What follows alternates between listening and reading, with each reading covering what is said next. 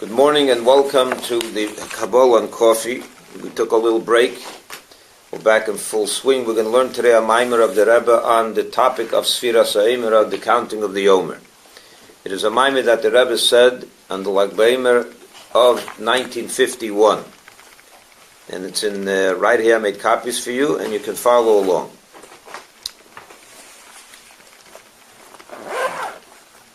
The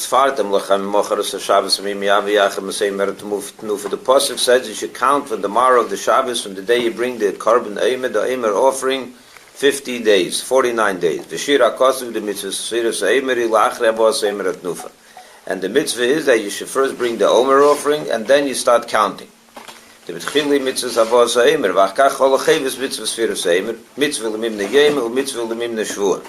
First you bring the Omer offering on the second day of Pesach, and then starts the 49 days.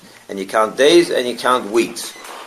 So and that's why it says in the Pasuk that you should count from when you bring the Omer. First you bring, then you count.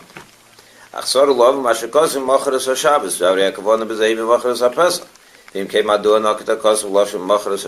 question over here is, why does the Pasuk say you should start counting for the morrow of the Shabbos? When in reality we're starting to count on the morrow of the Pesach, not the morrow of the Shabbos. We don't always count on the Sunday. Especially when you realize, when you know that the Tzedukim, the Sadducees, actually made the mistake thinking that you do start always on a Sunday. And the sages of Israel, loyal to the oral tradition, had to argue with them that no, in this case, when it says the morrow of the Shabbos, it doesn't mean on a Sunday, it means on the day after the first day of Pesach. So seemingly, it would make more sense if the pasuk was said right away, a language that doesn't lead to any mistakes, to any misinterpretations. It should have said the Machras HaPesach, but the morrow of the Pesach instead of the morrow of the Shabbos. This will be understood by first prefacing a little explanation on the whole mitzvah of Sfiras HaOmer. What is it? What is this mitzvah counting 49 days? It says in the Mishnah, all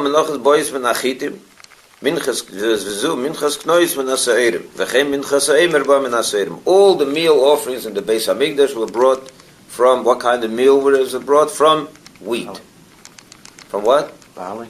No, from wheat. All the mincha menachos, all the mincha offerings were brought from wheat, except for two meal offerings. That of the Seder, she as part of her ritual in the Beis HaMikdash to check if she's guilty or not, she had to bring a mincha offering, a meal offering, and that was brought of barley. And the same thing, the mincha of the Omer. The Omer offering was also from barley. And the reason why the mincha of the Seder was different than that she brought barley instead of wheat, the Mishnah says the reason.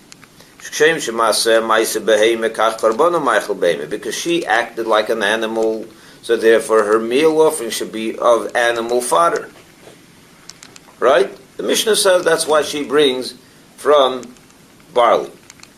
But now we have to understand why was the Omer offering brought from barley. It's all good why the Seder's offering was from barley. It makes sense. She acted in an animalistic way, so she brings an animal type of food for her Omer. Good logic. But why the Omer offering out of barley?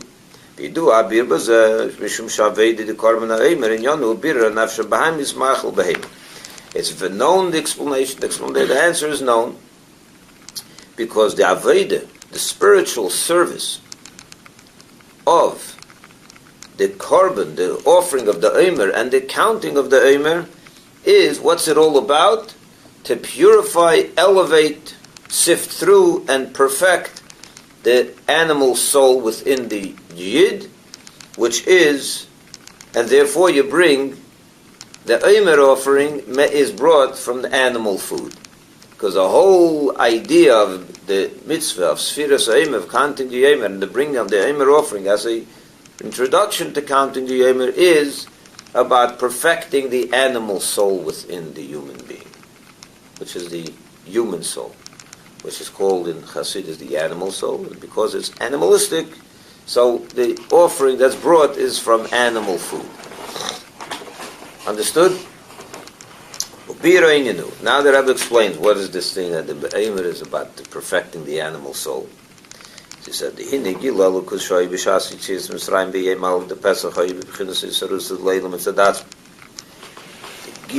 great revelation of Hashem that took place when the Jews were redeemed from Egypt on the first day of Pesach. It says that Hashem revealed himself. Ani Hashem, Ani Hu. I was Hashem, not through a shliach, not through an angel, not through a Masorov. Ani Hashem v'lei acher, right? We say that in the Haggadah. It was me, and it says later on, Nigla Aleim, the Eibishter himself, the Melech, Malch HaMlochem, HaKadosh Baruch Hu, the God, the King of Kings. He himself revealed himself to the Jewish people in Egypt and took them out. So so it says in the Chassidus and the Kabbalah that said that revelation was an enormous amount of godly revelation. So that revelation came from Hashem. It wasn't a response to some great deed that the Jews did here, which elicited such a great revelation as a reward, as a response. It came out from Hashem on his own. He initiated that revelation to get the Jews out of Egypt. In other words, it was undeserving. That means the Jews on their own, their spiritual state they were still in a state of distance where they were not really worthy or even capable. Kalim means vessels to receive such a great revelation. It was overwhelming to them. They weren't capable of absorbing that, of taking it in a more personal, inward way. They were not at the spiritual level where they can receive and properly appreciate such a great revelation. This revelation, nonetheless, did reveal itself, but it was because Hashem decided that's what He wanted to do. It wasn't sometimes there's a revelation of God that comes as a response to something great we do. So that is a arousal from above that is elicited through an arousal from below. That we first initiate an arousal from below, we do something extraordinary, we prepare ourselves for a great revelation, and in response, Hashem responds and reveals Himself to us. In Egypt, it wasn't that way. In Egypt, there was a Isarus D'La'ela, was an arousal from above without any Isarus D'Latata, without any arousal from above, below first. Understood? Huh? Yeah. That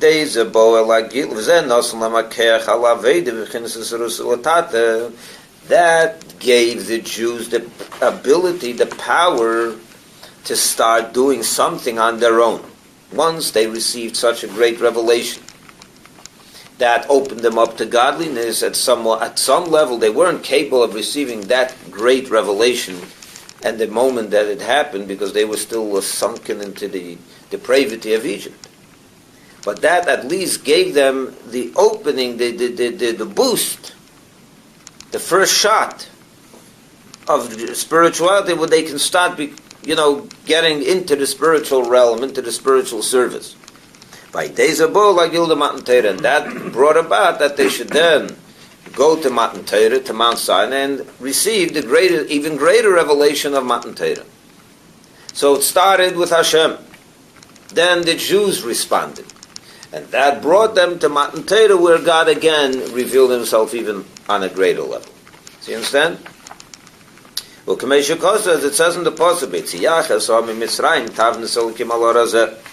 that the Yitzias Mitzrayim was in order that the Jews should then go to Matan Torah and receive the Torah on the mountain of Har Sinai. In other words, when is the completeness or the the ultimate completeness of the exodus from Egypt is only when the Jews will be at Mount Sinai and receive the revelation, receive the Torah and the revelation that came along with it. So Matan Torah is the completion of Yetzias Mitzrayim. And this is why it says in Shir Hashirim, in the Song of Songs, Shlomo HaMelech says, draw me after you. Draw me, he says. He's talking to Hashem. Draw me. Acharecha narutza. After you I will run. Haviyani amelech hador. Bring me, king, bring me into your inner chamber. So this pasuk talks about three levels. Moshcheni first. Moshcheni means draw me. Then comes acharecha narutza. We will then pursue you. And then the third step, Haviyani amelech hador. The king should bring me into his inner chamber. And now he explains. The Mashcheni koi al Yetzias Mitzrayim shem derech Chassidus l'Eila. When it says first draw me, this is a reference to Yetzias Mitzrayim, the Exodus from Egypt. When God started, initiated, and drew us. He revealed himself to us without us doing anything in preparation for it. He drew us. Then started, and he explains Mashcheni.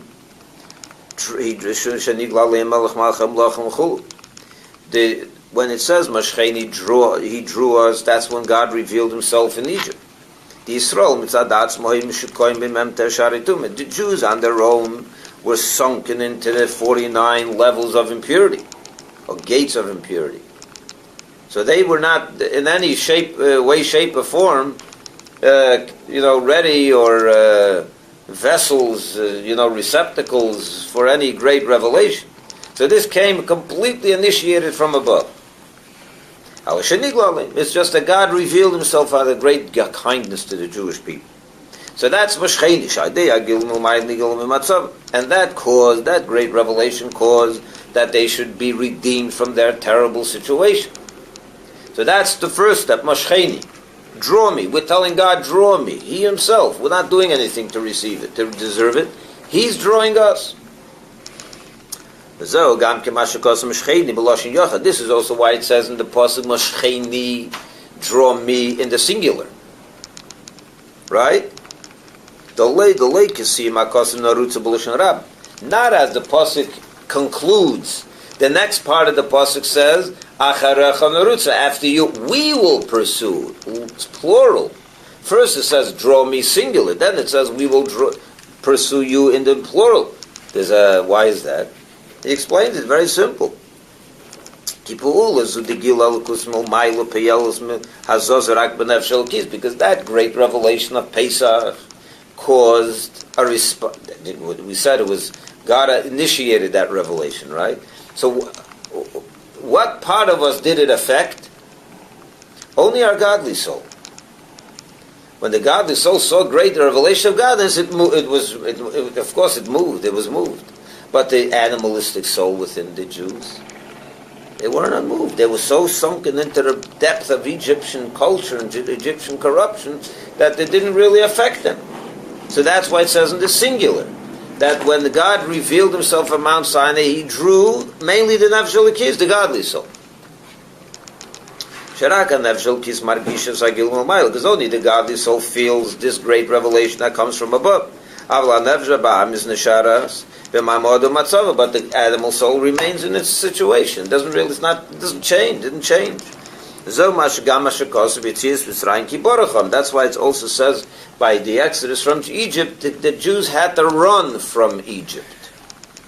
And the Alter Rebbe explains this in Tanya. Why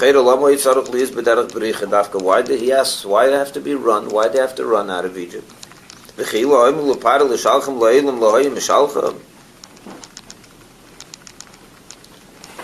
had to run out. Who they escaping from? Pari it was against Pari's will. They had to run away from him because he would have stopped them. And Pari on his own wanted them to leave. It wasn't like there was anyone that was going to stop them. If they would have walked out leisurely, taken their time, no one would have stopped them. So why do they have to run? Run means usually when you're escaping. Yeah, people are, you're in the middle of the night, no one's looking, you run, right? The Egyptians wanted them, they would have given them the permission to leave. In fact, they did give them the permission to leave. Pari was the one that woke up in the middle of the night and told them you can leave. So why do they have to run?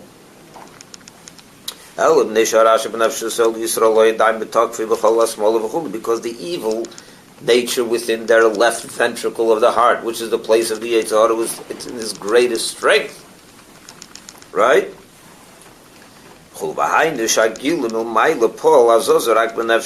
therefore, because they're still in their negative, evil state, nothing was changed internally or inherently. So if they would have stayed there even for another second, we're told they would have been done. It would have affected them forever. So they had to run, because they couldn't afford to walk, to take their time, because the evil of it was so strong and overwhelming to them that had they stayed a little more, it would have been, maybe they would never have been able to leave. So that's why it says they had to run, because this is a sign that their negative was still very, very, nothing was changed inherently. So what was moved as a result of the great revelation that took place that day? The Nefesh Elokis, only the godly soul. So that's why it says Moshcheli, singular, because it only affected the godly soul. In other words, the great revelation that came from above on Pesach only caused a move that only had an effect on the godly soul. But the animal soul remained in its strength. Its full strength wasn't moved at all. And that's why he needed to run and flee from Egypt. But after the great revelation and the exodus from Egypt, then began, Hashem said, now it's time for you to start moving closer to me on your own terms. And that's when it starts the Aveda of the Nefesh HaBahamis. That we should start changing and becoming more and more connected to Hashem. This includes the working with and perfecting of the nefesh, the animal soul. That's why the next part of the pasuk says, we will pursue you. Now it's not only the nefesh elokis, the godly soul, now we're also talking about the animal soul also. Because that was the job for both powers, forces within us, to start pursuing godliness. The Narutza Perushi Haritza Mulmata Lamayla. What is Narutza? We will pursue you. It connotes the pursuing from below, from below towards Hashem, from us towards Hashem. In other words, when you say you draw me, what does draw mean? That the one from above is drawing the one from below, right? But Narutza, we're running after you means that we are making we are the ones that are pursuing Hashem. So that shows already that it's coming from below, from the Yid, from the Jewish people, and it's reference to both forces within the Yid that are now in a mode of spiritual connection. That's why it says in the plural, we will pursue. Because this affects not only this part, affects not only the nefesh elokis, the godly soul, but it also affects the animal soul. That's why it says we will run after you, pursue you with a chase. That's the nature of the animal soul. Because anything the nefesh habahamis, the animal soul, is attracted to, it's not leisurely. The animal soul is never leisurely. When they want something, it goes after it with force. Right? When you hear of something that you want, that your nefesh habahamis is attracted to, it doesn't rest till it gets it. It doesn't take its time. I'll wait till next week. The nefesh habahamis doesn't wait till next week. When it wants something, it really wants it, and it goes with force. That's why it's called the animal. You ever saw a bull walk slowly when it wants something? It charges. Or any animal. Yeah. It's all nefesh habahamis. The nefesh habahamis doesn't walk slowly. It's not the nature of the nefesh habahamis, the animal soul, to walk slowly. Look, it runs, it chases.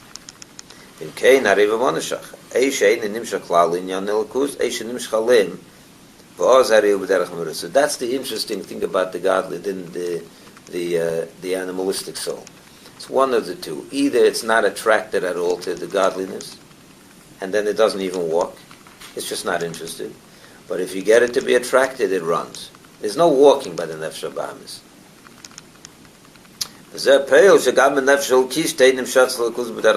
The Rebbe says something interesting here, that the Nefesh HaBahamis has a positive effect even on the godly soul.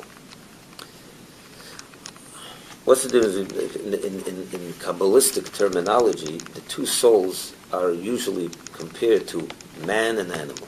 The godly soul is referred to as Adam, human, and the animal soul, the second soul, is called the animal. An animal is much stronger than a human being.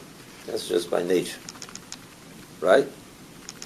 So the human being, the neshama, the nefesh elokis, when it's interested in godliness, its power, its force is that of a human being. The animal soul's force is that of an animal, much stronger. If you can get the animal soul to want to learn Torah, to want to give tzedakah, to want to do mitzvahs, it's going to do it with much greater force than even the nefesh elokis. So what happens? The nefesh elokis, the godly soul, comes down into a body. It's sent from heaven into a body to work with the animalistic soul, to get it to learn Torah, to do mitzvahs, to be involved. Does the nefesh elokis get any benefit from this? Or is it only about doing something for the God, for the animal? So no, the nefesh elokis also benefits. Why? Because when it does get the nefesh HaBahamis interested, now even the nefesh elokis goes for the ride, right? It's riding on this animal. And when the animal runs forward fast, the nefesh elokis is on it. And it also has the benefit and the advantage of powerful mitzvahs, powerful pursuit of Torah and mitzvah of godliness. So that's what he's saying over here.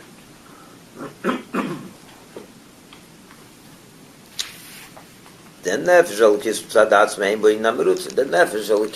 the godly soul on its own, doesn't have that force, that pursuit, that strong rush. And its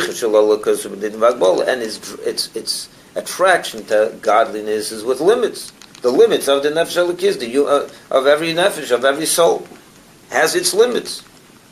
But through the animal soul, but Teisa said it enjoys an additional light and an additional force. It enjoys, it gets an advantage of a pursuit that is beyond its limits. That's the whole point of it. It's not that it runs fast. It's the running, the rush, the chase, the pursuit indicates a type of leap beyond its limits. So the nefesh elokis on its own is limited.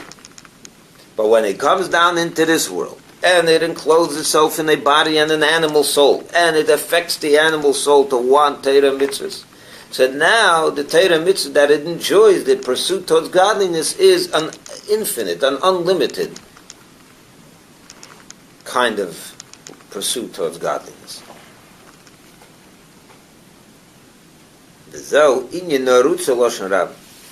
That's why it says we will pursue in the plural. Because the animal soul affects that also the godly soul should be in a chase, in a rush, in a charge for godliness. So both forces are now pursuing godliness. The nefesh HaBahamis, the animal soul, and the nefesh elokis.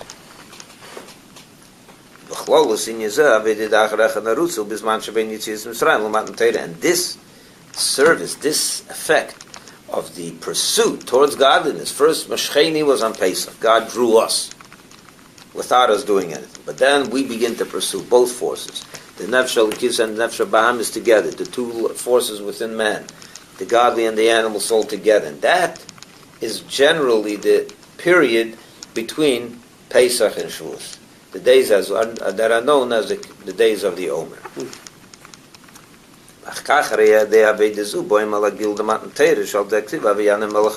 Then, on Shavuos, we reach the third level that is mentioned in this pasuk, which is Haviyani Hamelech Hadorov. That the king, we ask, the King Solomon continues in that pasuk, he says, may the king bring me into his inner chambers. When does that inner chamber, when do we enter into God's inner chambers? That happens on Shavuos.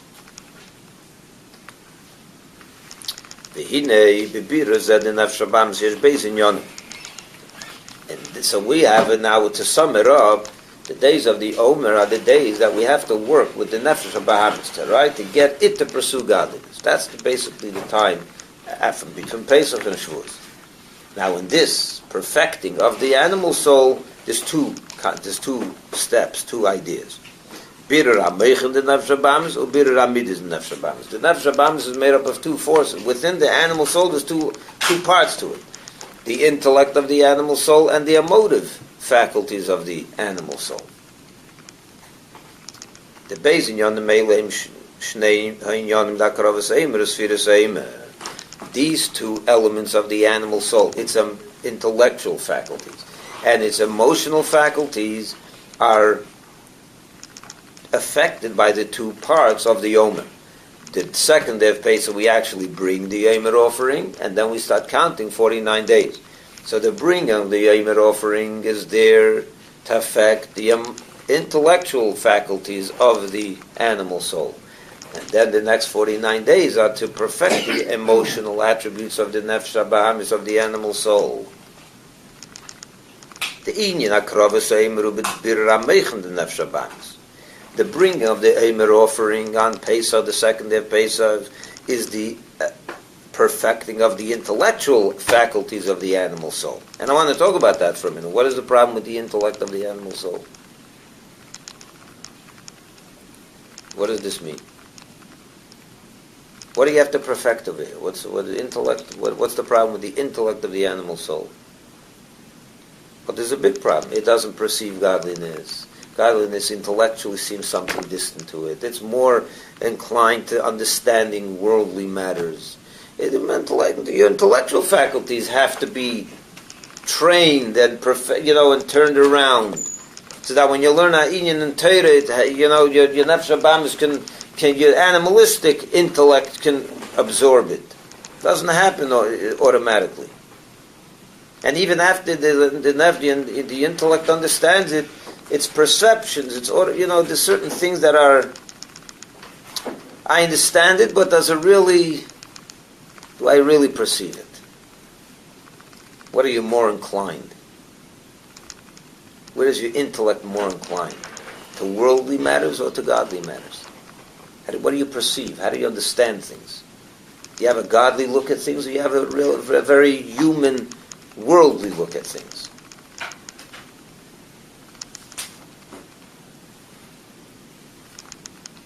I'll give you examples of this.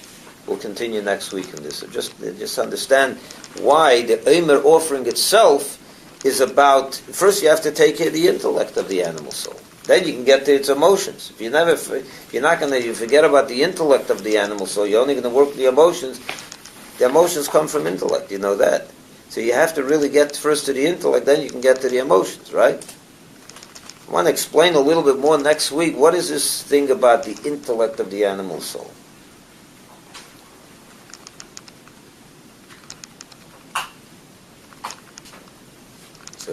It's a very, very important thing to understand. How our perceptions are. What's our automatic first, intellectual perception? You have a conflict between Torah and science, yeah? For example, just to give you an example. But then you can see right away where the intellect of the person. If he's working out of his godly intellect or his Nefesh HaBahamis intellect. If your first perception is, science is right, science knows what it's talking about, we have to fix the Torah. See where the Torah went wrong here. A lot of people, that's the way they say. It's the intellect, that's the perception of the animal soul. It's a worldly perception. Some people, the Torah says something, that's right, now we have to see how to fix science. Just to give you an example, there's so many other things. But we'll have a little discussion about this next week in the session. Oh, yeah.